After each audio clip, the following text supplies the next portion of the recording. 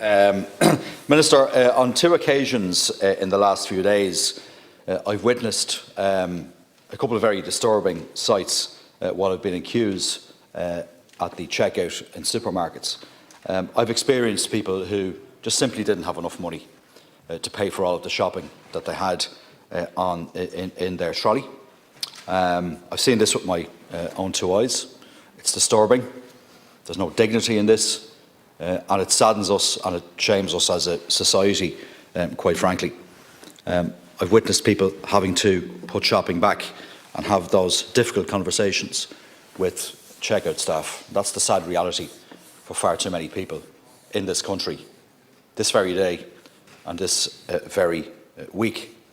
And it is an experience that is recounted to me continuously in my constituency clinics and in my constituency office.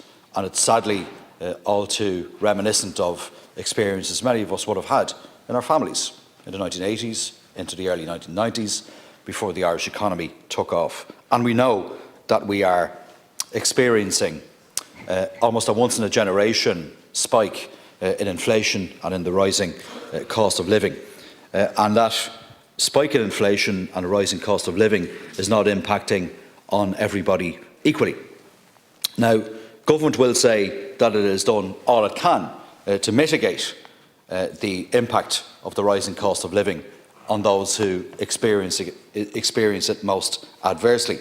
But the truth is, and this is not a cliché or a trope usually trotted out by the opposition, as would be the claim routinely made by government, but there is more that government can do. We know that there are many aspects of the cost of living crisis that are beyond the control of government. That's the truth, and we all accept that. But the government has not used every tool available to it to address the rising cost of living and the adverse impact that it is having on those who are on low incomes, those who live in rural areas, and those who, for example, aren't sufficiently covered by the social protection system. I mean, the signature measure of €200 off your energy bill is a case in point. The bulk of the money that cost was actually directed at those who arguably do not need it most, and arguably those who haven't felt the pinch in the way that those who need the most support have. This is what the ESRI said. Don't trust me, don't trust my words, but this is what the ESRI have said as well. And additional measures that government needs to be planning ahead of budget 2023 need to be properly targeted to ensure that those who need the most support get the most support from this state and from this government. In truth, Ireland needs a pay rise. We are a low-pay economy. 23% of all Irish workers are considered to be on low pay. And those in the teeth of this cost of living crisis are the low-paid and older citizens. So we should use pay policy and we should use the tools at the disposal of the government to make sure that we can help people's pay and their incomes go further. What do I mean by that? I mean government cleverly using the resources it has available to reduce health costs, for example, by introducing free GP care for all children, something long promised and only been delivered for the under 7s over the next few months. It means, for example, investing in something that my colleague Deputy Aodhán Riordan has been calling for many, many years, €20 million a year to ensure that school books are free for all children going to primary school, and €20 million to ensure that school books are free for children going to secondary school. Government has made some announcements in relation to access to public transport, but more needs to be done, and many of those initiatives have been delayed. Now, one of the key things we need to do, Minister, is to expand eligibility for the fuel allowance. It is criminal that so many people, in the context of the cost of living crisis we are experiencing today, are outside of the fuel allowance threshold.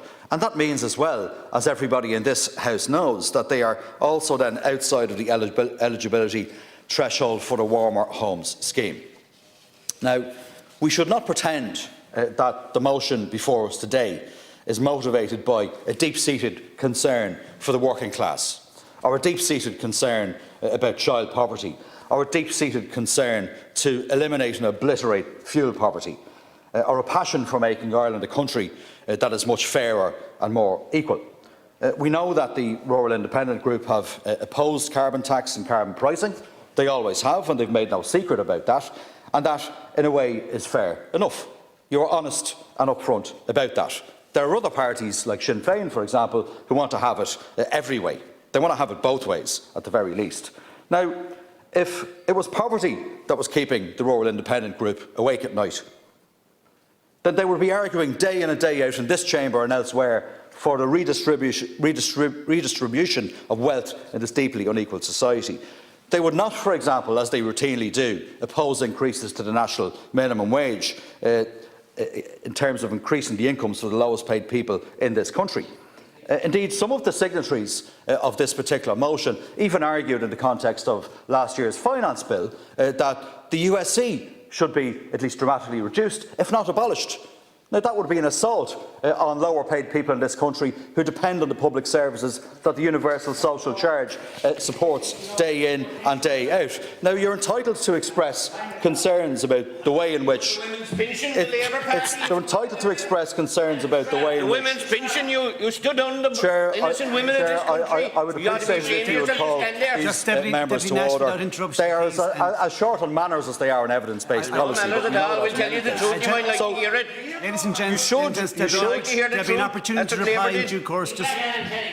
I'm assuming that I'll have the opportunity to use the time that I have been apportioned. Ladies and gentlemen, hardly working people, my eye. I won't take lectures from the millionaires' offices who couldn't give a toss about low-income families in this country and are using this motion opportunistically.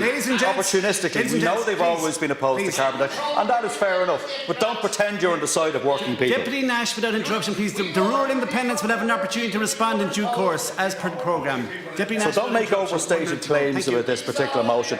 This is about opposition to the carbon tax. It's not about supporting those who are in low incomes. That was never the case with the Rural Independent Group. They seem to have some kind of a Pauline conversion to the interests of working people. They haven't expressed that before. This is opportunism at its worst. Now, carbon pricing does have a role to play in addressing climate change. Not the ultimate role, but it does have a role. Now, we're honest that we support the principle of carbon pricing once it is the case that carbon tax is directed towards mitigating measures to ensure that we can insulate homes and ensure we can increase, for example, the fuel allowance system to support those who are in fuel poverty and those who are at risk of fuel poverty. Now, we know, Chair, that the planet is burning, and if we don't take the kinds of action that is required, the rural Ireland that the Rural Independent Group claim to love will be no more. We have a biodiversity crisis in this country. We have an ecosystem crisis. We see that with our very eyes, day in and day out. And failure to act will affect agribusiness and will affect the rural Ireland that many of us, all of us, in fact, in this chamber, profess to love, and we want to secure and conserve and preserve into the future to make sure that rural Ireland works. So, finally, I just say this: is it too much to ask, Chair, that we can have an evidence-based, informed debate on this most crucial of issues in this House? Because if we don't have an informed debate on the impact of climate change and an honest debate in relation to carbon pricing, then we are doing a disservice to all of the people of this country. Thank you, Deputy.